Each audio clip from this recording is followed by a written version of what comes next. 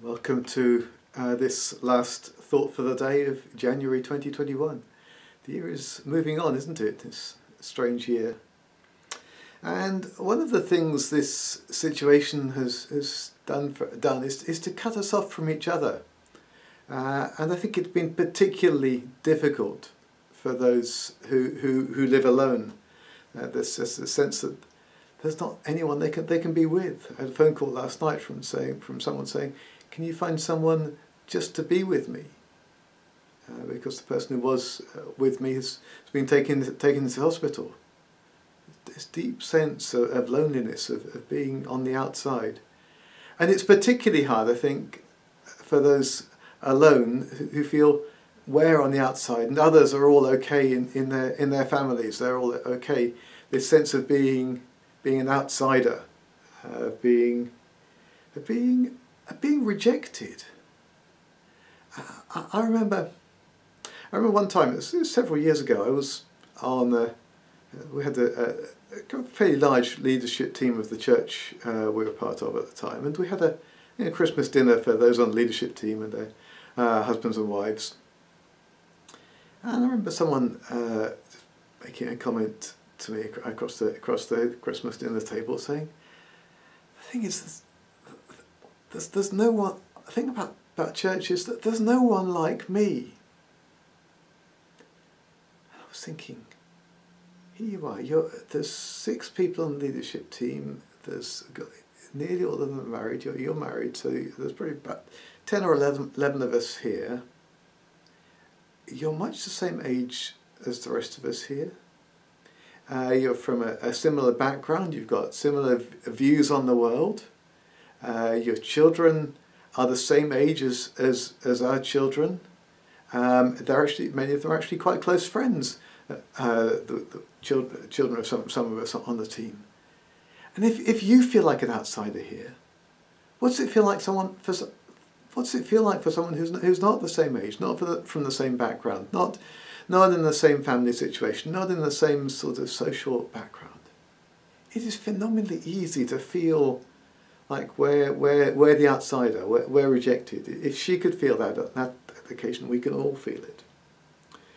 And Helen and I have been doing quite a lot of reading recently on the way that children are affected by rejection very early in life, if they've not experienced a true attachment from a parent, or if that attachment they've had from a parent has been erratic, it can have lifelong effects, that they struggle then to form trusting attachments with other people.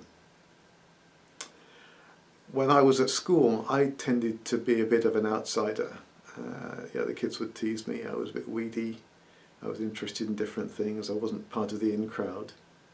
And it troubled me a bit. I was a bit disturbed as a teenager because of it. But as I look back, I'm just immensely grateful that although I experienced that, and although it was unpleasant, at home I'd had an incredibly reliable, steadfast, strong family experience. I'd never felt in any way rejected at home. I knew that home was a loving, safe environment. I knew my parents loved me. And that saw me through that very difficult, awkward behaviour that I experienced at school. When rejection happens later, it can be in some ways more traumatic. If someone that you think loves you then shows that they don't, rejects you, I mean, extraordinarily traumatic. I've seen a little bit of the effects of that. And when that happens, or whether it's something that's even from a very, very young age, we can get into a state where we see everything as rejection, whether it's love or not. We interpret everything through the lens of rejection. And I'm sure you've known people who are like that. Maybe that's how you feel at the moment. You feel rejected by everyone, and you need to be reminded actually that you're valued. And you find it very hard when people tell you that you are valued. And when we get in that state, the issue actually isn't the world outside. The issue then is it's a heart problem of being rejected. And that's the point at which Jesus longs to step in.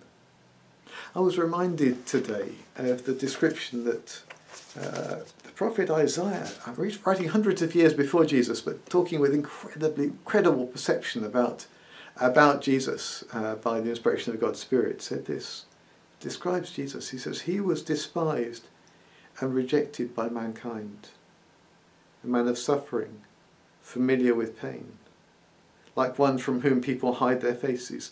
He was despised, and we held him in low esteem. Jesus can step into that, into our experience of being rejected, because he too was rejected.